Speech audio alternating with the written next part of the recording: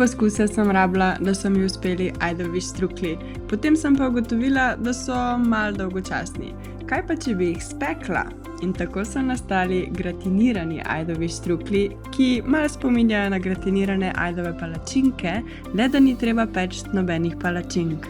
Ajdovo testo je res enostavno narediti, samo popariš moko in ga zamesiš. Prej seveda malo počakaš, da se ohladi in ta čas lahko pripraviš nadev. Testo enostavno razvaljaš, napolniš in zaviješ. Štruklje razdeliš na manjše kose, da se bodo v omaki lepo skuhali.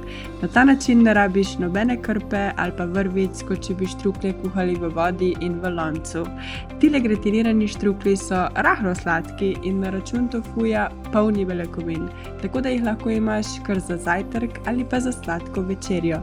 Če jih narežeš na manjše kose, pa so lahko tudi krasna, zdrava sladička. Njam, pa dober tek!